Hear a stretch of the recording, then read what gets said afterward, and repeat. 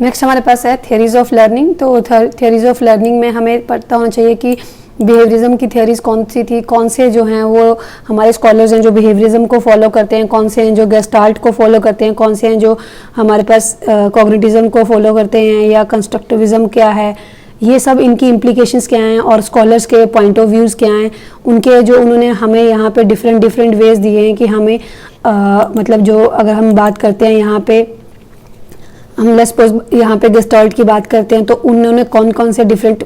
हमें आयाम दिए हैं, कॉग्निटिज्म में कौन कौन से हमारे पास स्टेजेस हैं, कंस्ट्रक्टिविज्म में उनका मेन प्रिंसिपल क्या है कि किस बेसिस पे बच्चे सीखते हैं, बिहेवियरिज्म में क्या होता है, बिहेवियरिज्म का मेन प्रिंसिपल क्या है, बच्चे कैसे सीखते हैं, तो ये सब चीज़ें उसी के अंडर आती हैं। नेक्स्ट हमारे पास है how children learn, learning processes, reflection, imagination, argument, constructivism, experiential learning, concept mapping, investigatory approaches, problem solving. तो यहाँ पे देखिए कि हमारे पास पहले तो है कि बच्चे कैसे सीखते हैं, अब यहाँ से लर्निंग प्रोसेसेस कैसे कैसे होती हैं, रिफ्लेक्शन का मतलब क्या है, अगर आप देखोगे तो ब्लूम टेक्सोनॉमी में ये सारे टॉपिक्स आते हैं, रिफ्लेक्शन क्या है, इमेजिनेशन क्या है, आर्ग्यूमेंट क्या है, कंस्ट्रक्टिविज्म क्या है, तो ये सब चीज़ें आप वहाँ पे आराम से पढ़ सकते हो। तो अगर आपको ये वाले पॉइंट्स क्लियर हैं कि बिहेवियरिज्म, गेस्टाल्ट, कॉग्निटिज्म या कंस्ट्रक्टिविज्म, तो आप यहाँ पे बहुत आराम से इसको कर सकते हो ये वाला टॉपिक। तो आपको यहाँ पे देखिए आपको पूरा पूरा पढ़ने की ज़रूरत नहीं है, अगर आपको उसको कंसाइजली भी पढ़ोगे तो भी आप बहुत आराम से प्रिपेयर करके बहुत आराम से, अगर 30 में से आप तो 27-28 मार्क्स बहुत आराम से ले सकते हो। कोई इसमें ज़्यादा आपको उसको फोर्सफुली पढ़ने की ज़रूरत नहीं होती है, बस आपको कंसाइजली टॉपिक पढ़ने होते हैं कि कहाँ से ज़्यादा क्वेश्चन आते हैं। Motivation, implications and for learning, इसमें से आपको देखिए तो 2-3 क्वेश्चंस यहाँ से आपको कंफर्म आएंगे।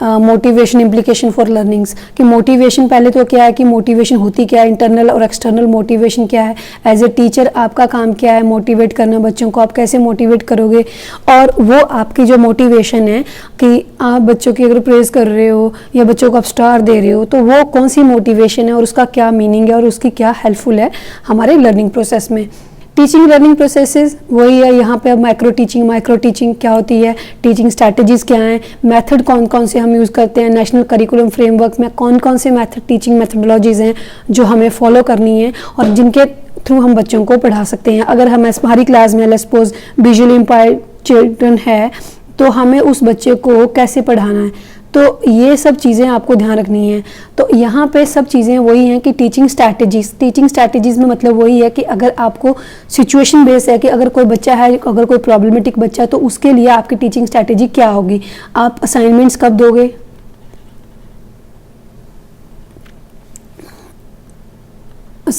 दोगे, आप, और आप बच्चों के साथ क्विज कब दोगे, फॉर्मेटिव असेसमेंट क्या है या कम्युलेटिव असेसमेंट क्या है, कंटिन्यूस असेसमेंट क्या है, तो ये सब चीज़ें हैं। Meaning and purpose of assessment and measurement evaluation, ठीक है, इसमें फॉर्मेटिव या समेटिव असेसमेंट में क्या डिफरेंस होता है, अचीवमेंट टेस्ट क्या होते हैं, कंप्रेसिव कंटिन्यूस इवैल्यूएशन क्या होती है, और यहाँ पे कंस्ट्रक्शन ऑफ अचीवमेंट टेस्ट कैसे कैसे बनाए जाते हैं, उनका सिग्निफिकेंस क्या है, लर्निंग आउटकम्स हम कैसे कैलकुलेट करते हैं कि हम अगर लर्निंग आउटकम्स हम कैसे बनाते हैं। यहाँ पे एक्शन रिसर्च का आपको क्वेश्चन आएगा 1 to 2 क्वेश्चंस, और यहाँ पे आपको आएंगे क्वेश्चन सिचुएशन बेस्ड। सो यहाँ पे ये बहुत इंपॉर्टेंट है, आपको एक्शन रिसर्च का थोड़ा सा आपको पढ़ के जाना है इसके बारे में बेसिकली, कि आपको यहाँ पे मतलब जो आपके पास थोड़ी सी थियोरीज हैं उनके बारे में आपको थोड़ा सा यहाँ पे पढ़ के जाना है। राइट टू एजुकेशन एक्ट, देखिए ये तो बहुत ज़्यादा इंपॉर्टेंट है, इसमें से अगर मैं आपको बोलूँ तो यहाँ से आपको 3 to 4 क्वेश्चंस बहुत आराम से आपको देखने को मिलेंगे। राइट टू एजुकेशन एक्ट 2019 है, तो इससे 2009 है सॉरी, तो इससे आपको यहाँ पे टीचर की रोल एंड रिस्पॉन्सिबिलिटीज़ क्या है टीचर की, और इस एजुकेशन एक्ट में क्या क्या दिया गया है, एज ए टीचर आपका क्या रोल बनता है, ये सब चीज़ें आपको वहाँ पे पढ़ के जानी है। तो हम क्या करेंगे इसमें, हम मतलब एक वीडियोस टॉपिक वाइज बनाएंगे और सबसे पहले हम उन टॉपिक्स के ऊपर कंसंट्रेट करेंगे जहाँ पे हमारे पास बहुत ज़्यादा जो इंपॉर्टेंट है, जहाँ से क्वेश्चंस ज़्यादा बनते हैं। जैसे आपके पास ये पोर्शन है फर्स्ट, अगर हम बात करते हैं ये, उसके बाद आपके पास पोर्शन आता है सेकेंड, तो आपके पास यहाँ पे आ जाएगा theories of learning, and then आपके पास यहाँ पे पर्पस एंड असेसमेंट। तो आपको सबसे पहले इन चीज़ों को फोकस करना है, राइट टू एजुकेशन। तो ये 4-5 टॉपिक हैं जो सबसे पहले आपको देखने हैं, उसके बाद आपको धीरे धीरे दूसरे टॉपिक्स के ऊपर शिफ्ट होना है। तो अगर आप इस स्ट्रैटेजिकली चलोगे तो आप 30 में से अराउंड 27 मार्क्स, 27 to 28 मार्क्स आप बहुत आराम से ले सकते हो, वो कहीं भी नहीं जाते हैं आपके, अगर आप इसको स्ट्रैटेजिकली पढ़ते हो तो। Thank you. I'll be uploading some new videos with the concepts and with the topics. Thank you very much.